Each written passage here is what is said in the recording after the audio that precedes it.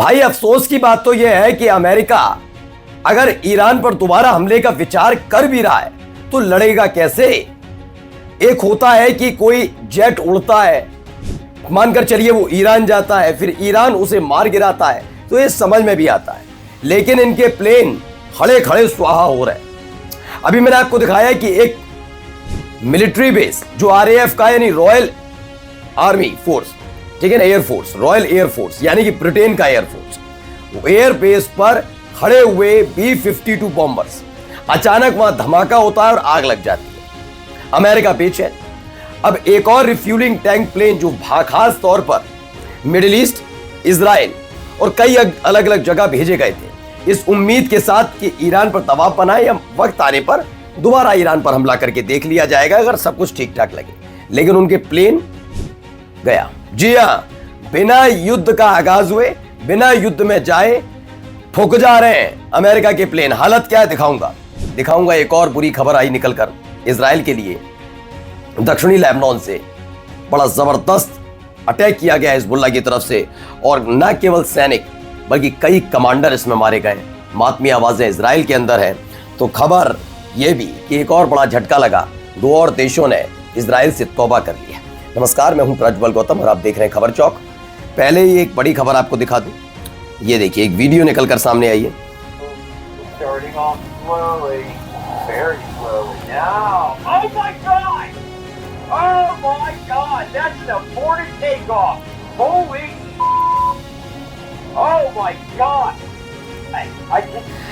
अब ये है क्या, पहले मैं इसके बारे में बता दूं। ये रिफ्यूलिंग प्लेन है। आपने अभी देखा इसे टेक ऑफ करने की कोशिश कर रहा था, लेकिन तब तक स्पीड पकड़ता उससे पहले ही फूक गया चलते चलते। ये अमेरिका की टेक्निक इन 40 दिनों में या यूं का जाए 60 दिनों में खुल गई है। कितने कामयाब इसके पुर्जे हैं। हम लगातार किसके बारे में बात करते थे, चीन का सामान मत लो, चीन का सामान ऐसा होता है, बात करते हैं ना कई बार, है ना। चाइनीज सामान की कोई गारंटी, अमेरिकन सामान की ज्यादा स्थिति ऐसा लग रहा है गारंटी नहीं। खासतौर पर युद्धक विमान, जेट, प्लेन, कुछ भी हो, drone, radar, air defence system, ये तमाम ऐसे ही है। अब यह है एक ड्रामेटिक सीन है जॉर्जिया में। Today as a US air force KC-135 suffered a major engine failure and explosion during its take off roll in Atlanta. Atlanta में खड़ा हुआ था जॉर्जिया में। ये अचानक से तस्वीर निकलकर सामने आई कि अमेरिका का एयरफोर्स KC-135, जिसे खासतौर पर दोबारा से इजराइल के बेन गुरियन एयरपोर्ट पर ऐसे ही कई प्लेन तैनात किए गए।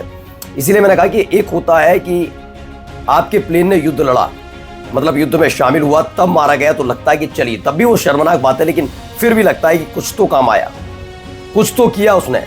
लेकिन चलते चलते ऐसे फूक जाएंगे। ऐसे ही यही वाले प्लेन सऊदी अरब में खड़े थे, 5 पहले मार गिराए, ड्रोन एक के बाद एक ड्रोन अटैक हुआ, फिर 3 और मार गिराए। ये सऊदी अरब के मार गिराए का मतलब वहीं ढेर कर दिए। ये स्थिति बनती हुई नजर आई। ये है स्थिति। देखिए वो प्लेन मैं आपको दिखा भी देता हूं जो खड़े हुए थे। देखिए ये वो वीडियो थी जो निकलकर सामने। ये देखिए कितने सारे प्लेन यही वाले खड़े हैं।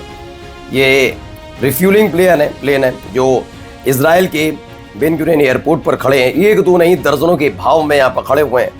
है लंबा चौड़ा और कामयाब, मतलब कहा जाए तो अगर ये सही से काम करे तो बढ़िया है। लेकिन देखिए 8 वहां गए, एक का इंजन अभी फेल हो गया। ये हालात इस प्लेन के साथ है।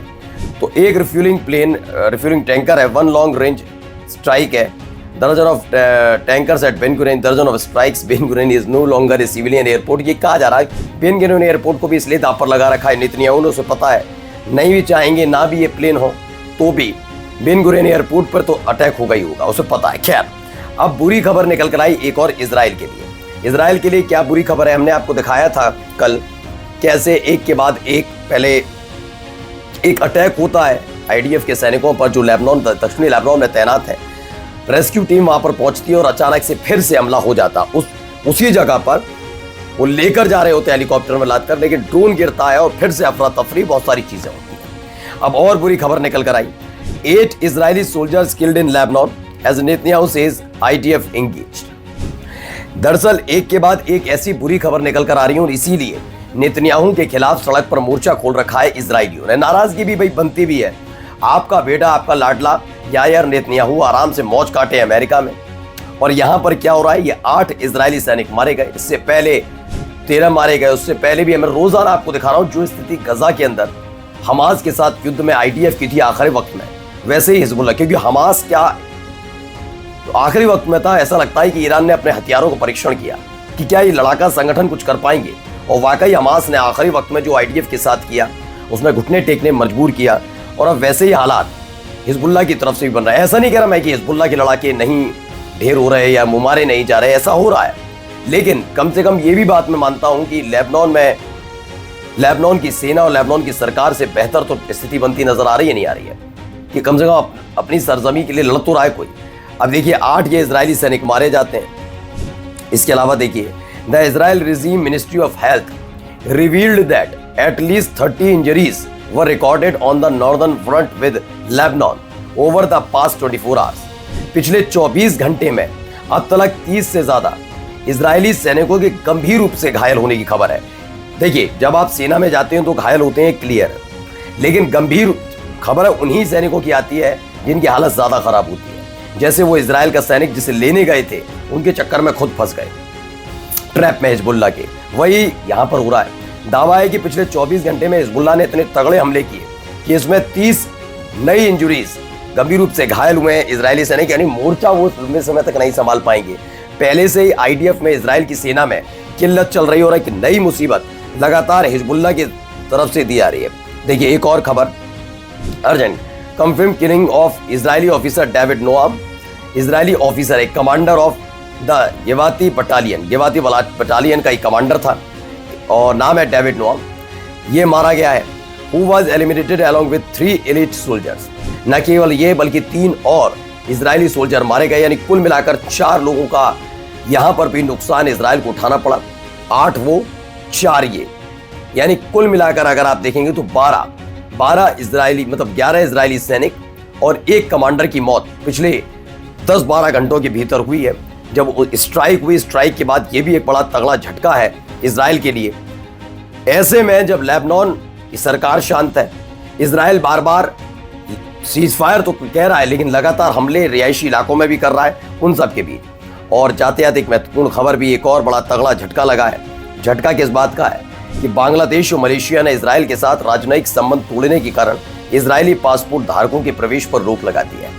अब तक खबर यह आती थी कि आपके साथ हमारे राजनयिक संबंध अच्छे नहीं है तो कोई दिक्कत नहीं, ठीक है ना, लेकिन फिर भी कई जगह आप देखेंगे आपके देश का दूतावास होना हो लेकिन वहां ट्रेवल कर लेते हैं, है ना। यार राजनयिक संबंध खत्म नहीं किए गए, बल्कि खबर निकल कर आई कि बांग्लादेश और मलेशिया ने खुलेआम इजराइल के साथ अपने संबंध तो खत्म किए ही, साथ ही जिनके पास इजरायली पासपोर्ट है, यानी यहूदी नहीं, सारे यहूदियों का जिक्र नहीं कर रहा हूं, इजराइल के पासपोर्ट धारक यहूदी हो उनको खास तौर पर अपने देश से बाहर किया जा रहा है, एंट्री नहीं दी जा रही है। इस समय इजराइल सबके टारगेट पर है। नमस्कार। New public inter college Lucknow, admission open. For more information call 0522 282232 और 7755 089585।